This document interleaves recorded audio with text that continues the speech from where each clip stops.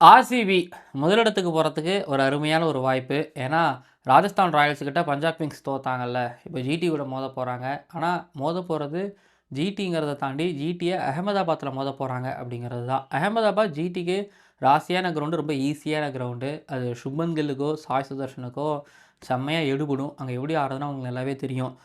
Okay, இப்போது first இடத்துக்கு போவாங்களா ஆர்சிபி? ஏன்னா அது அவங்களோட இடம் அப்படிங்கிற மாதிரி இருக்கும்போது பஞ்சாப் கிங்ஸ் வந்து அந்த இடத்துல இப்போ குடி புகுந்துக்கிட்டு இருந்துக்கிட்டு இருக்கிறாங்க. பார்ப்போம் இந்த மேட்ச்சில் ஆர்சிபி வின் பண்ணுவாங்களா? அண்ட் ஜிடி ஒரு பக்கம் சிஎஸ்கேவை போட்டு துவம்சம் மட்டும் வந்திருக்கிறாங்க. அப்படியே அகமதாபாத் ராசியோட அந்த லக்கோட இங்கே ஆர்சிபி ஜெயிப்பாங்களா? நிறைய விஷயம் பேச போகிறோம். சேனலுக்கு புதுசாக வந்திருக்கீங்கன்னா மறக்காமல் சப்ஸ்கிரைப் பண்ணுங்கள். மற்றும் என் இனிய ஈசாலா கப் நண்பா நண்பீஸ் இருக்கீங்க நம்புகிறேன். எந்த ஊர்லேருந்து நம்ம வீடியோ பார்த்துக்கிட்டு இருக்கிறீங்க, அப்புறம் ஆர்சிபி ஜெயிக்குமா அப்படிங்கிறதையும் உங்கள் ஹார்ட் அண்ட் வின் அப்படின்னு கமெண்ட் பண்ணுங்கள். அப்புறம் நான் தமிழ்நாட்டில் இருக்கேன். எனக்கு வந்து 2வது பிடிச்ச டீம் சிஎஸ்கேக்கு அப்புறம் குஜராத் டைட்டன்ஸ். அங்கே நிறைய தமிழ்நாடு பிளேயர்ஸ் இருக்காங்க அப்படின்னா ப்ளூ கலர் ஹார்ட் போட்டு வின் அப்படின்னு கமெண்ட் பண்ணுங்கள். புரிஞ்சுதுங்களா? வீடியோக்குள்ளே போகலாமா? வீடியோ முழுசாக பாருங்கள். என் இனிய ஈசாலா கப் நண்பா நண்பீஸ் நான் ஃபுல்லாக பாருங்கள். வீடியோக்குள்ள போகலாம். ஓவருக்கு 6 பால் தான், ஆனால் நோ பால் போட்டால் 7 பால் போடு. ஐபிஎல் பப்பியா?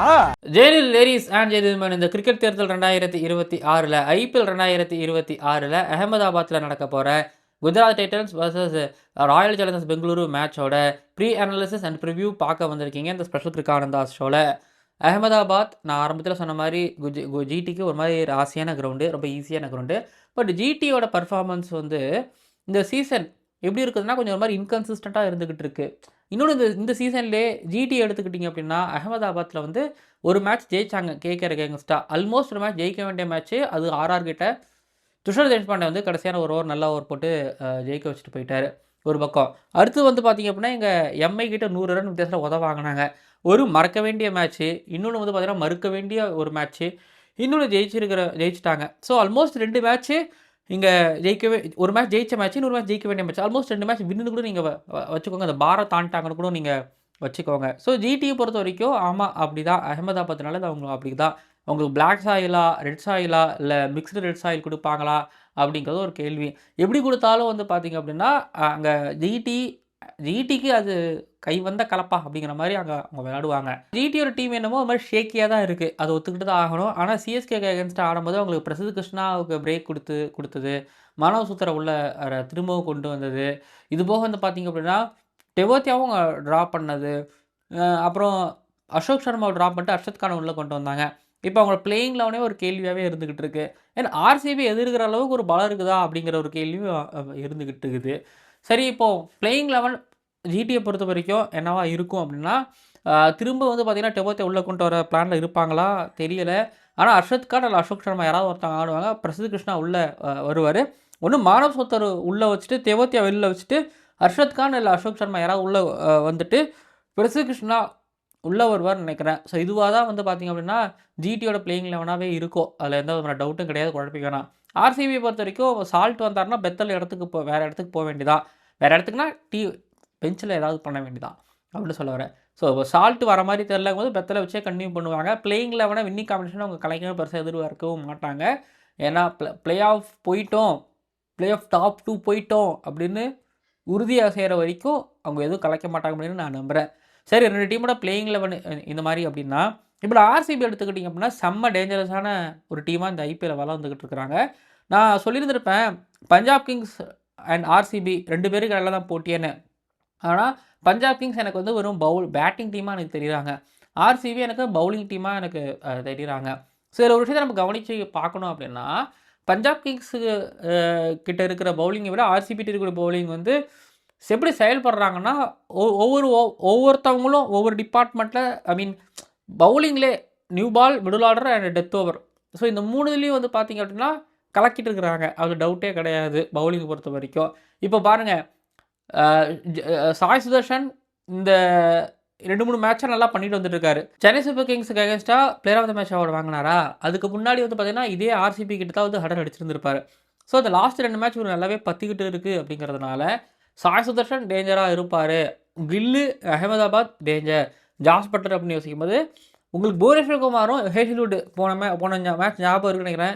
டெல்லி கேபிட்டல்ஸை வந்து சும்மா ஒரு மாதிரி வடித்து சாப்பிட்டு 72 ரன்னுக்குள்ள ஆல் அவுட் பண்ணாங்க. ஸோ அப்போ பாசிபிலிட்டிஸ் நீங்கள் பாருங்கள். ஆர்சிபியோட நியூ பால் பவுலிங் அட்டாக்குக்கா, இந்த பக்கம் ஜிடியோட ஒரு டாப் ஆர்டர் இருக்கா அப்படி கேட்டிங்கன்னா சரி. இதில் பட்லர் வந்து போன மேட்ச் சேஸ் பண்ணும்போது ரொம்ப அழகாக நீட்டாக எடுத்துகிட்டு போனார். அந்த பொறுமையை அவர் கடைபிடிக்கிறாரு அப்படின்னா பின்னாடி இருக்கிறவங்களுக்கு அந்த ப்ரெஷர் அப்படிங்கிறது விழும். அதில் யோசிக்கவே வேணாம். சரி, இப்போ மிடில் ஆர்டர் எடுத்துக்கிட்டிங்க அப்படின்னா ஷாருக் கான், அதுக்கப்புறம் வாஷிங்டன் சுந்தர் இவங்களாம் வருவாங்க. அப்படி வரும்போது அங்கே இருக்கக்கூடிய பிரைன்ஸ் யாராருங்க? மனோஜ் ரங்கராஜன், தினேஷ் கார்த்திக், அவங்க வழியாக இவங்க குருணல் பாண்டியா, ராசிக் சிலந்தர், சுயேஷ் சர்மா, ஸோ இவங்களாம் வருவாங்க. அப்படிங்கும்போது பாருங்க, நான் சொல்கிறது வந்து நடக்குமா நடக்காதா அது நடக்காது அப்படிங்கிறதெல்லாம் தாண்டி வாய்ப்புகள் இருந்துக்கிட்டு இருக்குது. இப்போ வாஷிங்டன் சுந்தர் சும்மா சொல்ல முடியாது. பீட் பண்ணலாம். சுயேஷ் சர்மாவை குருணல் பாண்டியாவை பீட் பண்ணலாம். பட் குருணல் பாண்டியாவை பீட் பண்ணுறது அவ்வளோ ஈஸி கிடையாது. இருக்கிறது ரொம்ப கம்மியான எக்கனாமிக்கலாக ஒரு பாட்டுக்கு ஒரு பக்கம் போட்டு போயிட்டுருக்குறாரு. ஜிடியோட பேட்டிங்கு சாய் சுதர்ஷன் வாய்ப்பு இருக்குது. கில்லு இங்கே நல்லாவே ஆடுவார். பட்லர் அந்த பொறுமையை கை பிடிச்சிட்டு 16 ஓவர் வரைக்கும் டீம் எடுத்துகிட்டு போனார்னா ஓகே. பின்னாடி இருக்கக்கூடிய அந்த மாதிரி இப்போ ஹோல்டர் வந்து அவருக்கு பரவாயில்ல பட்டுடுச்சு. எல்லா மேட்சும் படுமா அப்படிங்கிறது எனக்கு ஒரு சந்தேகம். டெத் ஓவர்லேயே புவனேஸ்வர் குமார், ஹெல்வுட் வருவாங்கன்னா ராசிக் சந்தரும் வருவாங்க. ஸோ 20 ஓவரும் ஒரு மாதிரி அடைச்சி வச்ச மாதிரி ஆர்சிபி, அடர்த்தியான ஒரு ஆர்சிபி பவுலிங் அட்டாக். ஸோ பார்த்துக்கிட்டு இருக்கிறோம். அப்படிங்கும்போது புரியுதுங்க. சாய் சுதர்ஷன் முன்ன மாதிரி வந்து பார்த்திங்கன்னா முன்னாடி ஆடுறதுங்கிறது பக்கம் பின்னாடி இப்போ ஆட ஆரம்பிச்சிட்டாரு. அப்புறம் அவர் கில் எடுத்துக்கிட்டிங்கன்னா ஸ்பின்னை நல்லா ஒரு மாதிரி ஸ்லாக்ஸ் பண்ணி அடிப்பார். நியூ பால் ஒரு மாதிரி நேராக வந்துருச்சுன்னா ஸ்ட்ரைட் ட்ரைவு, அதுக்கப்புறம் கவர்ஸில் நீங்கள் பார்க்கலாம். அதே இன்னொரு பக்கத்தில் வந்து பார்த்திங்க அப்படின்னா சாய் சுதர்ஷன் அவரும் அதே தான் பண்ணுறாரு. தென் இப்போ தேர்ட் மேன் 5 லெக்கில் அடிக்க பழகிட்டு இருக்கிறாருங்கிறதையும் பார்க்க முடியுது. ஸோ இந்த 2 பேரையும் பிரிச்சுட்டாங்க அப்படின்னா பின்னாடி எனக்கு தெரிஞ்சு மிடில் ஆர்டர் கொஞ்சம் வீக்காக தான் இருக்குது. ஒருவேளை அது ஏதாவது சர்ப்ரைஸ் பண்ணி யாராவது இன்றைக்கி அடித்தாங்க அப்படின்னாலும் 200 210 தான் கொடுக்குறாங்க அப்படின்னா அதை வச்சு ஜிடியில் டிஃபெண்ட் பண்ண முடியுமா அப்படிங்கிற ஒரு கேள்வி இருந்துக்கிட்டு இருக்குல்ல. இந்த கேள்வியோடவே போவோமே, 200 ரன் சேஸ் பண்ண முடியுமான்னா ஆர்சிபி கிட்ட, RCB first இன்னிங்ஸோ second இன்னிங்ஸோ Virat Kohli danger, ரொம்ப டேஞ்சரு, அது டவுட்டே கிடையாது. அதுக்கப்புறம் நீங்கள் தேவ்தத் படிக்கலும் டேஞ்சர். ஜேக்கப் பெத்தல் தெரியலை, அது அவர் பார்த்துக்கலாம். பட் விராட் கோலியும் அப்புறம் தேவ்தத் படிக்கலும் டேஞ்சரு. ரபடா நியூ பாலில் சூப்பராக போட்டுட்ருக்காரு. ஃபஸ்ட் ஓவரில் ஆர்ச்சர் விக்கெட் எடுக்கிற மாதிரி பவர் பிளேயில் ஒரு விக்கெட் எடுத்து கொடுக்குறாருன்னா, இன்னொரு பக்கம் முகமது சிராஜ் போன மேட்ச் தவறிடுச்சு. ஆனாலும் பாருங்கள் ஆர்சிபிக்கு எங்கேஸ்டாக நல்லா போடுவார். அகமதாபாத்தில் ஒரு நல்லாவும் போட்டிருக்கிற ஒரு நம்பர் இருக்குது. ஸோ ஒரு பக்கம் வந்து பார்த்தீங்க அப்படின்னா ரபடா, இன்னொரு பக்கம் வந்து பார்த்தீங்கன்னா சிராஜ் அகேன்ஸ்ட் கோலி, தேவ்தத் படிக்கல் இப்படி வரும். மிடில் ஓவர்ஸில் வந்து பார்த்தீங்க அப்படின்னா அங்கே தேவ்தத் படிக்கல் கண்டினியூ பண்ணாலோ, இல்லை பத்திதர் கண்டினியூ பண்ணாலோ, இல்லைனா டிம் டேவிட் இவங்கெல்லாம் வந்தாலோ ராஷித் கான் வந்து எப்படி எல்லாத்தையும் கேட்பார்.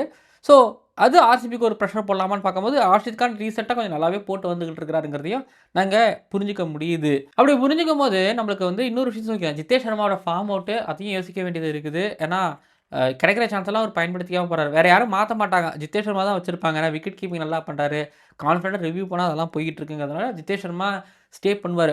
பட் என்னென்னா குஜராத்தோட பவுலிங்க ரபடா நியூ பால், சிராஜோட அசிஸ்ட் பண்ணுறாரு. இன்னொரு பக்கம் வந்து பார்த்தீங்கன்னா அவங்களுக்கு ஸ்பின்னராக வந்து இவர் ரஷித் கான் இருக்கார். இங்கே கை சுற்றி இப்போது ஜிடியோட இந்த பிளான் மாற்றப்படுமா? இப்போ மொதல் 2 வாரம் விக்கெட் இப்படி தான் இருக்கும், இல்லை மொதல் 2 மாதம் இப்படி தான் இருக்கும். மேலே வந்து பார்த்தீங்கன்னா விக்கெட் நல்லா ட்ரை ஆகும். அப்போ ஸ்பின்னர்ஸை நான் பெருசாக யூஸ் பண்ணிக்கிறேன் அப்படின்னாலும் மானவ் சூத்தர்கிட்ட போகிறாங்க, சாய் கிஷோர்கிட்ட அவங்க போக மாட்டாங்க. சாய் கிஷோருக்கும் ஆர்சிபி சில பேட்டர்ஸுகளுக்கும், சாய் கிஷோருக்கும் எம்ஐயில் சில பிளேயர்ஸுகளுக்கும் வந்து பார்த்திங்கன்னா அந்த பேட்டில் அப்படிங்கிறது இருந்துகிட்டு இருந்துச்சு. பட் இதெல்லாம் ஊக்குவிப்பாங்களா, பிளேயிங் லெவலில் கொண்டு வருவாங்களான்னு எனக்கு தெரியல. ஆனால் தேவ்தத் படிக்கல் வர்சஸ் பிரசித் கிருஷ்ணா, இந்த கர்நாடகா அந்த பேட்டிலும் இருந்துக்கிட்டு இருக்கு. தேவ்தத் படிக்கலுக்கு ரவடா மட்டும் பிரச்சனை கிடையாது, ராஷித் கான் மட்டும் பிரச்சனை கிடையாது. இங்கே வந்து பார்த்தீங்க அப்படின்னா ஆப்வியஸ்லி அவ்வளோ ஊருக்காரனான, ஸோ அது ஒரு பேட்டில் இருக்குது அப்படின்னு நான் நினைக்கிறேன். தேவ்தத் படிக்கல் வர்சஸ் பிரசித் கிருஷ்ணா போன மேட்சே வந்து பார்த்திங்க அப்படின்னா அது நல்லா இருந்துச்சு. அந்த ஃபைட்டில் தேவ்தத் படிக்கல் வின் பண்ணார்.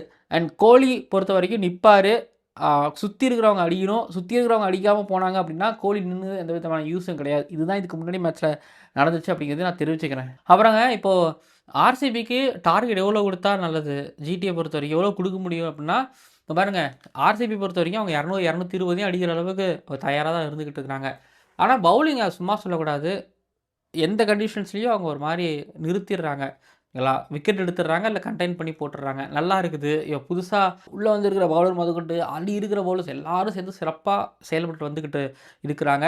பிரின்ஸு, கிங்கு 2 பேரும் வேர்ல்ட்ஸ் லார்ஜஸ்ட்டு கிரிக்கெட் ஸ்டேடியமில் மோத போகிறாங்க அப்படிங்கிறதும், தென் ஒரு பக்கம் நான் தமிழ்நாட்டோட சச்சின் டெண்டுல்கர்னு சொல்லிட்டு நான் சொல்லுவேன். சாய் சுதர்ஷன் அவரு ஒரு பக்கம் கிங் விராட் கோலிய ஃபேஸ் பண்ண போறாருங்கிறதும் நான் ஒரு மாரி ஆவலா காத்துக்கிட்டு இருக்கேன். அண்ட் ரஜத் பட்டிதாரோட கேப்டன்சி உள்ள கோலியோட இன்வால்வ்மெண்ட் இது எல்லாமே வந்து பார்த்தீங்க அப்படின்னா, ஆட்டோமேட்டிக்காவே ஒரு மாரி ஆர்சிபிய கொண்டு போயிருது அப்படிங்கிறதையும் நான் நல்லா உணர முடியுது. பார்ப்போம். சில நல்ல பேட்டில்ஸ் இருக்குது. Virat Kohli versus Kagiso Rabada, Siraj versus Devdutt Padikkal versus Prasidh Krishna. அதுக்கப்புறம் பின்னாடி வந்து பார்த்தீங்க அப்படின்னா, ராஷித் கானும் வருவாரு. பார்ப்போம். ஜித்தேஷ் சர்மாவோட ஃபார்ம், அதுக்கப்புறம் அந்த பக்கத்துல ரபாடாவோட பவுலிங் அது ஒண்ணு இருக்குது. இப்ப ஜிடி எடுத்துக்கிட்டீங்க அப்படின்னா, உங்களுக்கு என்னங்க புவனேஸ்வர் குமார், ஹேல்வுட் இவங்க தான் ஓவரால் பேட்டிங் எல்லாத்துக்குமே த்ரெட்னிங்கு. 8 ஓவர் பொறுமையா, நிதானமா ஆடுவாங்களா? இல்ல அட்டாக்கிங் கிரிக்கெட் ஆடுவாங்களா? அப்படிங்கிறத பொறுத்து இருந்து பார்க்கலாம். சரிங்க, வீடியோ நிறைவடைகிறதுங்க. ஆர்சிபி பொறுத்த வரைக்கும் வந்து பார்த்தீங்க அப்படின்னா, அடுத்து வந்து பார்த்தீங்க அப்படின்னா, எல்எஸ்ஜி கூட, அவர் எம்ஐ கூட, கேகேஆர் கூட, பஞ்சாப் கிங்ஸ் கூட, எஸ்ஆர்எச் கூட இருந்துகிட்டு இருக்கு. இதுல பஞ்சாப் கிங்ஸ், எஸ்ஆர்எச். ஸோ இவங்க கூட மோதும்போது எப்படி இருக்குன்னா, இப்போ நம்ம 2வது இருக்கிறோமா, டேபிள் 1க்கு போகணும் அப்படிங்கிற மாதிரியும் இது கொஞ்சம் புஷ் பண்ணும். ஆனால் ஜிடியை பொறுத்த வரைக்கும் பாருங்கள், ஆர்சிபி, பஞ்சாப் கிங்ஸு, எப்பா ஆர்ஆர், எஸ்ஆர்ஹெச், சிஎஸ்கே, எப்பா 7 மேட்ச்சில் ஒரு 5-6 மேட்ச்சு மாதிரி டேஞ்சரான ஒரு டீமாக இருந்துகிட்டு இருக்கிறாங்க. இவங்களை அடிச்சு உள்ளே வந்துட்டாங்கன்னா, எஸ் அஃப்கோர்ஸ் நீந்தாமலை அப்படிங்கிற மாதிரி சொல்லலாம். அவ்வளோ ஸ்ட்ராங்கான ஒரு டீமாகவும் நான் பார்க்குறேன். சரிங்க, ஆர்சிபி ஒரு பக்கம் வந்து பார்த்திங்கன்னா, கோலி சைட்லேருந்து 100 வருமா, பிரின்ஸ் கில்லுக்கிட்டேருந்து 100 வருமா அப்படிங்கிறத பொறுத்திருந்து பார்க்கலாம். அண்டு நல்ல ஒரு வீடியோவோட உங்களை சந்திக்கிறேன், ரிவ்யூவில் சந்திக்கிறேன். மறக்காம சப்ஸ்கிரைப் பண்ணுங்கள், பக்கத்தில் பெல் ஐக்கனை கிளிக் பண்ணுங்கள். பார்க்கலாம் அடுத்தடுத்த வீடியோக்களில்.